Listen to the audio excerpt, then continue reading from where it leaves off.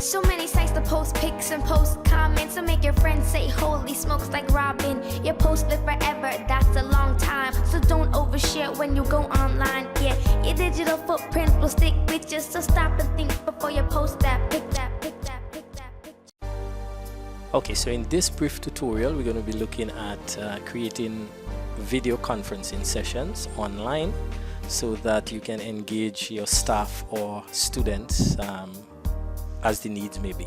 First of all, you need to select the section or the subject that you're going to be facilitating this video conferencing session in.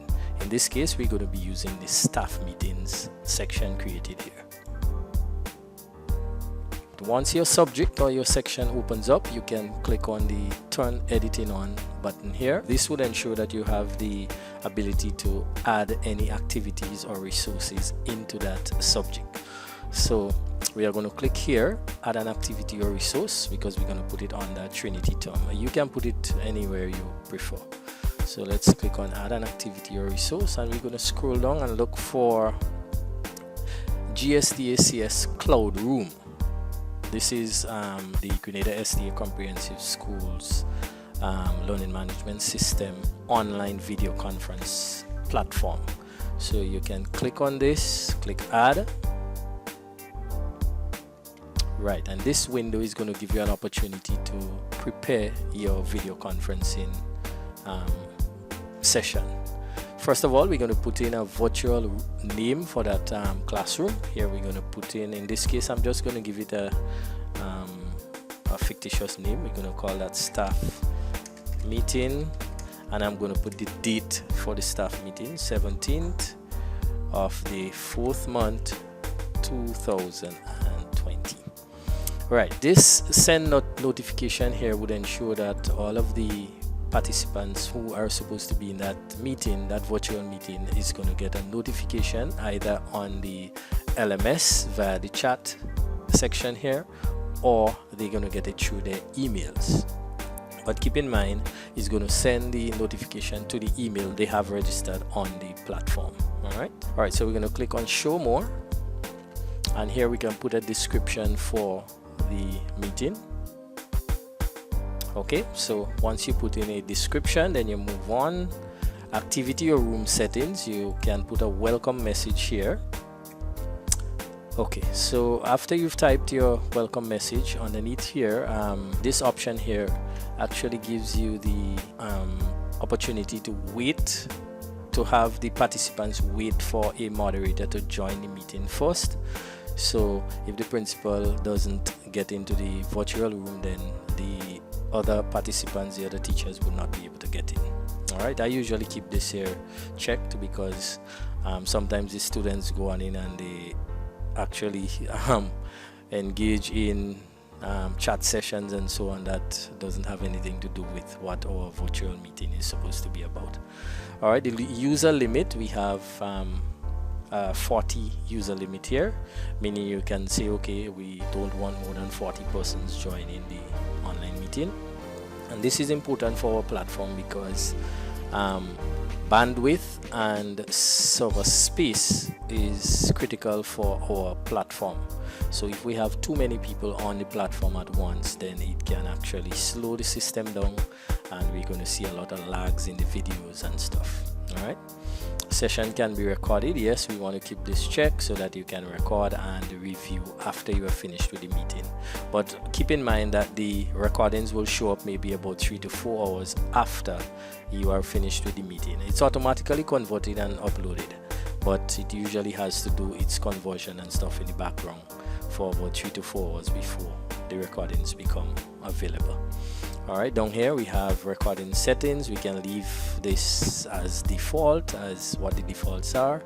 And presentation content, you want to ensure if you have PowerPoint presentations, videos that you have stored on your devices, or audio files, etc., that you want to share in your virtual meeting, you can upload it here so that when you start your presentation in your virtual meeting, then you can have access to these files. All right, this section here, very important section, the participant section. All right, what this ensures, or what this allows you to do, is to have control on who are the persons and what sort of privileges they have inside of that virtual meeting. First of all, for all users enrolled, meaning all of the teachers in this case, because we are doing a staff meeting, we want them to be viewers. Okay. Then we have other rules that we can put here. In some meetings, you may want to have maybe 1 or 2 people in control so that they can moderate, they can make certain technical changes in the virtual meeting. So these options here are simply to have these. You can just add anybody you want to add from up here. Okay, so if you want to put in a user, for example, you can click user, find the user that is part of the group, and simply click on add and decide what sort of privileges you're going to give to them, whether you want them to be a viewer or you want them to be a moderator. Of course, the moderators are the persons in charge of the meeting, and they can stop the meeting, start the meeting, they can give they can mute others, they can allow people to use their video, their cameras, their webcams, etc. All right, so in this case, I would remove teachers as moderators, I would remove the subject creators as moderators, and I would leave the manager, because the principal is the person who is going to be facilitating that meeting. And of course, you want to leave at least 1 technical person as a moderator, just in case there are any difficulties during the presentation. That person can actually step in and make the necessary adjustments to get everything running back up and smooth again, running smoother again. Alright, you can schedule the session for a specific time. For example, if you want your meeting to start at 12, you can schedule it for 12, and you put the date, of course, that you want that meeting to. If you want the meeting to close at a specific time, you can do that. Alright, on the common module settings, we can have separate groups. For example, if we want to have, let's say, a different room for all of the HODs, we can create a group with the HODs and have a separate meeting for the HODs there. Alright, but in this case, we don't have any group, we don't want any groups, we just want all of the teachers to be in a meeting. Alright, and everything else can remain as is, and you simply click on save and display. So once you click on save and display, you're going to see this window open up, where you can, of course, when the time reaches for that meeting, you can simply click on join meeting, and that would allow you to be part of. Of course, you would have to wait for the moderator, and once you click join meeting, you can get into the virtual meeting. Okay, so under your subjects, if you click my subjects, once you are enrolled on the staff meetings and you click on it, you should see this icon showing up here for staff meeting. This one was created, this virtual meeting was created for the 17th of the 4th 2020. So if you click on this, any member or moderator clicks on that, they will see the once the time is ready, then they would see the meeting button, join meeting button showing up here. If there are any changes you would like to make, you can click on the settings button over here, click edit settings, and you can make your necessary changes. If you want to remove anybody, if you want to add anybody, you can do that and click on save and display.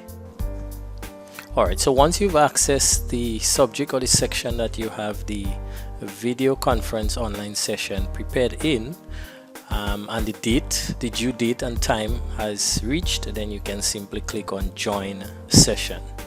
If you're a moderator and somehow there was an issue and you were kicked out of the session, you would see an additional button here that says end session. So if you want to finish the session, you can just click on that, or you want to go back in, you just click on join session. If you're coming in as a member for the first time, you click join session. And if you're using the ST Comprehensive LMS mobile app, you can simply do the same within your subject or within your section on the mobile app. As the moderator, you would want to click microphone so that your participants can hear when you speak. As a member, just going in, you want to click listen only, because the issue there might be once you click on microphone and everybody's mic is unmuted, then you get this feedback. So let the moderator going in go ahead and click on microphone. The system is going to actually do your testing and stuff for you and give you a little audio feedback. It's going to ask you if you heard the audio. If you did, you click yes. If you didn't, you click no. So once you're in, you're going to see on the left hand side, you're going to see the participants who are already in the online session. And of course, you can just click on any one of them. For example, if I want to mute somebody, I can click on this person here and just click mute user. Or you can take presenter. If you're a moderator, you can simply take the presentation away from somebody and continue with it. All right, so on the left here you have your participants. This area, public chat, whatever messages you may have to send, you can simply type it here. Of course, all of the participants will see those messages. If you want to message any person individually, you can just click on the name and send them a message. All right, start private chat and send them a message. In the middle here, you're going to see if you had when you're creating the online session, if you had put any documents here for presentation, videos, audio, etc., this would be available right here. If you want to upload anything during the presentation, you can click the plus button here. And well, of course, I am logged in twice, so this is asking me to take presenter. Okay, I'm going to take the presentation. Right, so once you click this, you're going to be able to share videos, you're going to be able to upload presentation. You can do a little poll. Maybe you want to vote on something, you can start a little poll here if you want to do that. If you want to mute your mic, you can click on this button here. If you want to leave the audio, meaning you just viewing something and you're viewing the presentation, you don't want to hear, you can click this and you would go out. If you want to start sharing your webcam, you can click on this, select your webcam if you have a webcam, and you click on start sharing. Now the quality here, if you decide to use high quality for your webcam, what this would require is a higher internet bandwidth. So if you know your internet is unstable, then you can leave it on medium quality. If you know you have a good internet connection, you can go up to the high quality definition. All right, once you click start sharing, then your webcam is going to show up at the top of the screen there. And whether you're a participant or you are a presenter, your webcam is going to show up at the top here. This here is to share your screen. If you want to you have anything that you want to demonstrate on your screen, you can simply click this button here, share your screen, and click on, you would see your screen popping up here. You can click it and click on share, and this will allow you to demonstrate things on your screen. Okay, right, now on your presentation window, you would have some tools there for doing annotation and demonstrations and stuff, right? So if you click this tools button here, it has options for typing text. You can draw lines, you can draw circles, triangles, rectangles, etc. You have a pencil for in case you want to write. You can change the color, you can also change the size of the point, etc. So if I want to do a little annotation on the screen there, I can simply select the pencil, do my annotation, and it would show up on all of the participants' screen.